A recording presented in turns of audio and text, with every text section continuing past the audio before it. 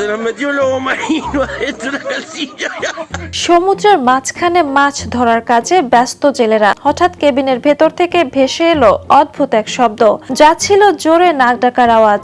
শব্দের উৎস খুঁজতে গিয়ে যা দেখা গেল তা দেখে অবাক হওয়ারই কথা। একটি সি লায়ন কোনোভাবে মাছ ধরার জাহাজে উঠে সরাসরি কেবিনের নিচের বাঙ্কে চলে গেছে।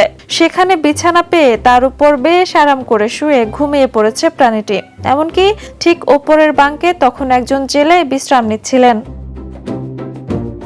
আর্জেন্টিনার একটি সমুদ্র এলাকায় একটি মাছ ধরার জাহাজে ঘটনাটি ঘটেছে বলে পোস্টে উল্লেখ করা হয়েছে।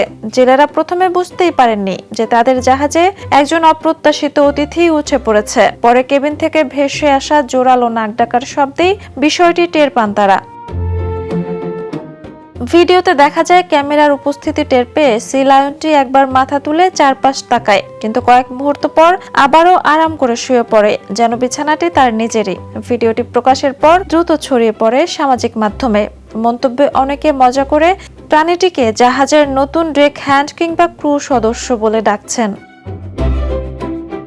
সমুদ্রের কঠিন জীবনের মাঝে এমন অপ্রত্যাশিত অতিথি যে জেলেদের জন্য বেশ মজার স্মৃতি হয়ে থাকবে তা বলাই যায়। Jhuma Mridha, the news.